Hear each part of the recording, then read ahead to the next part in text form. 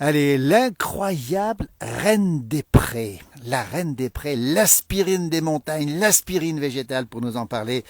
Quelqu'un qui la coupe en ce moment, regardez, c'est Pierre Chevaldonnet. Bonjour Pierre. Bonjour Philippe. Alors Pierre, on te voit en pleine action ici. Et toi, pour toi, cette reine des prés, c'est véritablement un trésor, c'est le cas de le dire. Ben oui, tout à fait.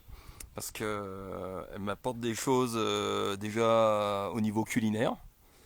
Et puis aussi, elle a quelques vertus médicinales, si On on va peut en dire ça parler, comme Pierre. ça. On est au pied de Rochebrune à Megève, ici en plein champ de Reine des Prés. Regardez cette Reine des Prés. D'abord, rappelez que tu es professeur de sciences de la vie et de la terre au collège Émile Allais, c'est ça, à Megève, hein? Juste en Juste dessous à au côté. collège Émile Allais, ouais. Et formation agronome de formation, on le précise bien aussi, C'est Pierre. ça, ouais. La Reine des Prés, on connaît tous ce nom. Les vertus, Pierre, raconte-nous un petit peu les vertus, parce que il y en a beaucoup ici. Elles sont magnifiques, ces Reines des Prés. Ça sent bon en plus. Une des vertus principales, c'est qu'elle est fébrifuge, c'est-à-dire qu'elle fait tomber la fièvre. Ah oui. Et en fait, elle a des dérivés de salicylate. C'est Et mieux que l'aspirine. l'aspirine, c'est fait d'acide salicylique. Oui. Donc du coup, il y a un procédé chimique, il y a des molécules qui sont très proches de l'acide salicylique. Donc bon, je dirais pas que c'est grâce à ça peut-être qu'on a fait l'aspirine, mais partiellement, ça a pu aider à découvrir le composé. Et donc elle a cette propriété. Et ça ne fluidifie pas le sang, donc pas de risque d'hémorragie. Regardez ça. C'est ça. Voilà. Alors Pierre, on va te laisser. Ah, t'as une paire de ciseaux, c'est ça, pour Oui, la c'est ramasser, parce c'est que, ça? voilà, j'aime bien pas trop abîmer les plantes. Et puis bon, je trouve les fleurs blanches sont très belles. Elles ont une odeur que je peux pas m'empêcher de les sentir parce que c'est cette odeur un peu d'amande, vanille. Alors suivant les personnes ce qu'elles ressentent, moi j'arrive à ressentir, je trouve, cette odeur un peu d'amande, vanille. Il y a les feuilles aussi qui se consomment, donc je prends aussi quelques feuilles. Et puis quand on les écrase, d'ailleurs, on peut sentir ces salicylates qui sortent un peu cette odeur, alors qui est un peu Oui. typique. Des Oui. fois, on dit que ça sent un peu le vestiaire de sport quand on l'écrase. Voilà. Alors Lily Rose, on salue Lily Rose en Lozère, on l'embrasse Lily Rose, elle nous regarde fidèlement sur cette page. Elle nous dit ça se trouve en bordure du cours d'eau, Lily Rose, qui connaît bien les plantes aussi. Elle, hein. Ah ouais. Ben oui, parce que c'est une plante qui pousse dans les milieux humides, voire ombragés, voire des fois marécageux. Ça aime vraiment l'humidité, quoi. Donc là, comme on est sur un terrain qui est assez argileux, bon là il est au soleil maintenant, mais il est quand même pas mal ombragé aussi. On a beaucoup d'eau qui reste dans ces espaces et on en voit tout partout, hein, là. Il y en a partout, Il y en regardez, a partout. partout on trouve des reines des prés. Alors, on a dit contre la fièvre, alors quand on a de la fièvre, Pierre, toi t'en prends quand t'as un peu de fièvre pour tes enfants, comment Oui, ça se passe alors? j'en prends. Alors souvent aussi je fais sécher, donc ça peut se prendre en tisane. Oui. Donc je fais sécher les feuilles et les fleurs. Mais alors souvent ça peut être un séchage qui est assez long parce que ça peut être 12 mois. 12 mois. Ouais. Ah oui. Pour qu'elle elle développe vraiment Oui. voilà, toutes ses vertus, puis aussi tous les arômes. Et puis il y a des marques qui les utilisent dans les tisanes, notamment parce que c'est diurétique aussi. Donc il y a des marques de tisanes qui les utilisent pour l'amaigrissement, pour maigrir. Alors, on peut maigrir, Voilà. on peut soigner la fièvre, et ça se fait en infusion, comment en tisane, Oui, comment? ouais, ouais, en tisane, infusion. Oui. Alors, et puis après, on peut aussi faire infuser dans des plats. Oui. Donc, juste dans une salade de fruits comme ça l'été. Oui. Ça va diffuser un petit parfum de vanille. Dans les crèmes. Oui. Et puis, bon, moi, ce que j'aime faire, c'est les sorbets avec. Les sorbets, Pierre Chevaldonnet, on rappelle agronome, professeur de sciences de la vie et de la terre, passionné, il coupe, c'est extraordinaire, avec beaucoup de précautions, beaucoup et ça sent bon en plus. Et alors, on en fait des sorbets, vous faites des sorbets, Pierre, avec ça? Ouais, alors, c'est pas moi qui ai inventé, hein. Il y a une recette, notamment, c'est Marc Vera, hein, qui. On va saluer Marco, qui nous regarde beaucoup, Marco, on t'embrasse, Marc. Et puis, justement, alors, raconte-nous, t'as pris conseil sur Marc Vera? Alors non, parce que je l'ai pas, je suis pas allé le voir. Je sais pas en plus. Il a peut-être une recette qui est secrète, je sais pas. Oui. Donc Sorbet, après, alors, sorbet avec la reine des prés, hein, c'est ça, hein? on retrouve différentes recettes à droite à gauche dans les ouvrages qui sont jamais les mêmes par rapport à des quantités de sucre, d'eau. Bon, alors après, bon, je fais le sorbet comme je fais moi avec ma sorbetière. Oui. Je fais un sirop. Alors par contre, je laisse infuser les fleurs que 5 minutes parce que ça infuse très fort, quoi. Ah oui. Et donc 5 minutes, enfin moi je me suis limité à 5 minutes, c'est souvent ce qu'on trouve dans les ouvrages parce que ça infuse très vite et l'arôme peut être très puissant, quoi. Sorbet à la Reine des Prés, Pierre Chevaldonnet. Pourquoi on appelle ça la Reine des Prés? Il y en a beaucoup autour de nous. On rappelle qu'on est à Megève, en Haute-Savoie. Il a plu cette nuit, il fait beau, le sommet de Rochebrune est ici. Pierre, pourquoi on l'appelle la Reine des Prés? Vous qui êtes le roi des prés, Pierre. Je crois que c'est clair. Il y en a partout. Il y en a partout. Enfin, il y en a partout quand on trouve le bon milieu aussi. Ouais. Parce qu'il y a des milieux, on peut en voir pas du tout. Ouais. Et voilà, des milieux comme ça qui sont humides. Voilà. On entend les cloches, on a nos vaches qui sont au milieu. Ça là, pousse pas qu'en montagne, hein. Non, non, je crois qu'on peut en trouver jusqu'à 1700, 1800 mètres. Mais bon, plutôt autour ici, là, vers 1000, 1100, 1200. Mais on peut en trouver également en plaine, hein. Donc à condition de trouver, une fois de plus, le bon milieu. Voilà, Ludo nous dit, ça fait 40 ans que je suis en Haute-Savoie, je ne savais pas. Merci à vous, en tout cas. Vous voyez, la reine des prés, c'est facile à reconnaître, hein. Et en fleurs. Alors, on a dit qu'on pouvait utiliser les feuilles aussi. La fleur, Oui, elle dure combien de les temps? La feuilles. feuille, elle dure combien de temps? La fleur, elle dure longtemps? Alors oui, ça peut. Alors là, on va les trouver juin, juillet, août essentiellement, quoi. Voilà. Et comme c'est beau. Alors, le sac à dos, Pierre, on va le montrer derrière. Alors, combien vous allez en ramasser? Pas trop, hein, parce que vous êtes très prudent là-dessus, sur l'écologie, on précise bien aussi. Et vous ne voulez pas, surtout, bonjour, des gens qui passent en direct dans la place du village, bonjour. Vous savez ce qu'on cueille ici ou pas? Alors, Pierre Chevaldonné, on a deux personnes qui passent ici en direct. La reine des prés. Voilà. Et Beaucoup de vertus pour Pierre, c'est le processus chimique de l'aspirine. Voilà. L'acide salicylique. Et il y ouais. en a partout. Et Vous on venez en d'où? fait des bons plats. Ah, nos amis belges. Et des bons plats. Et Pierre fait du sorbet avec, figurez-vous. Rendez-vous compte. Vous avez appris quelque chose aujourd'hui? Ben, merci. Merci, bonne balade. Voilà, la place du village en direct. C'est comme ça que ça se passe. Dans le Berry, aussi au bord de la Bouzanne. Monique nous dit ça. La Bouzanne, c'est une petite rivière. Tu connais peut-être, non? Je suis déjà allé dans le Berry, j'ai de la famille dans le Berry, on les salue. Quel est le nom botanique, nous demande Chiara? Ah, Filipendula ulmaria. Ah, attends, il faut que tu le répètes, Pierre, parce que... Filipendula ulmaria. Voilà. Voilà. Alors, ça veut dire quelque chose ou pas? Ah bah il y a d'autres plantes qui s'appellent les filipendules, donc c'est le nom latin, hein, c'est le nom d'espèce. Voilà. Il y en a partout, regardez. On va te laisser cueillir, on va montrer la reine des prés avec Pierre Chevaldonné, on rappelle professeur de sciences de la vie et de la terre et aussi agronome. Il a fait l'école de l'ENITA à Dijon en Bourgogne. C'est un passionné de nature et surtout respectueux de la nature, on le précise bien parce que Pierre, il nous l'a dit tout à l'heure, il cueille, regardez-le cueillir, c'est extraordinaire. Il y a la concentration de Pierre Chevaldonné qui cueille et qui prend toujours beaucoup. Quantité, alors justement, regarde, c'est dans le sac. Bah. Quantité, c'est-à-dire quantité raisonnable, c'est-à-dire? Bah, c'est-à-dire que là, je vais déjà prendre ce qu'il me faut, parce que là, j'ai l'intention de me refaire un sorbet, donc je vais me prendre à peu près ce qu'il me faut, là, peut-être, tu vois, ce genre de... Voilà.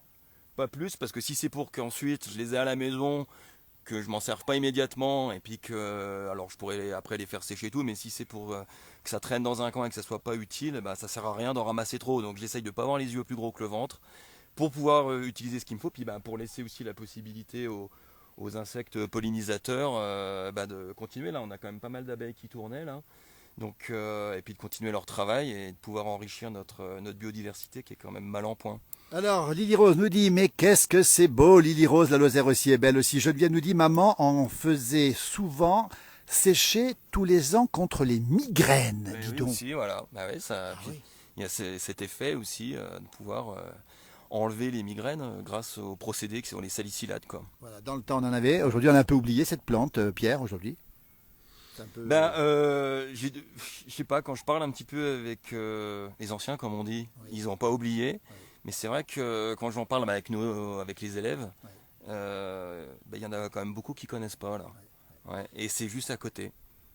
On va remercier Pierre Chevaldonné, la reine des prés. Vous ne la verrez plus. On va laisser cueillir justement ces belles fleurs avec modération. Regardez, il les sent aussi. Ça sent très, très, très, très bon.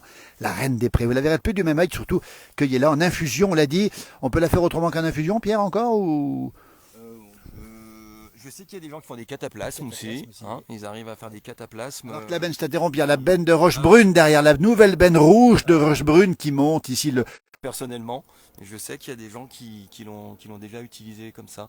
Et puis ben, après, il y en a même qui font du vin avec. Oui. Un vin avec une base de vin blanc et ils font infuser les fleurs et un peu de sucre. Et ça donne un vin doux. Donc qui est apprécié. Je sais que, alors ça, j'ai jamais essayé. Il y en a qui ont réussi à faire de la bière avec. Je sais. Mais ça, j'ai pas essayé. Donc Pierre Chevaldonné, professeur de sciences de la vie et de la terre au collège Émile Allais de Megève, agronome aussi, et qui cueille avec nous ces reines des prés.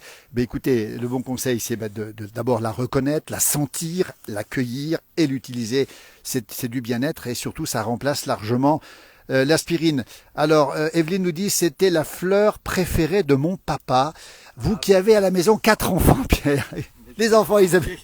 Comment? J'ai 4 enfants aussi, ouais. Oui, c'est ça. Alors, comment ça se passe bien avec les enfants? Mais ils adorent les sorbets. Ils adorent ça. Ils adorent les sorbets. C'est des...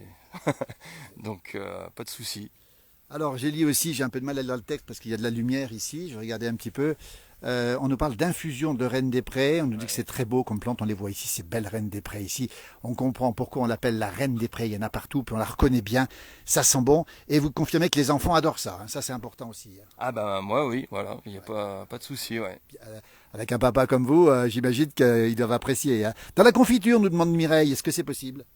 Alors, Est-ce qu'on peut faire de la confiture? je dirais pas non. Moi, j'ai jamais fait, mais je suppose qu'on pourrait peut-être faire des gelées après avoir infusé. Mais alors, franchement, j'ai jamais testé. Donc, à chercher, à voir.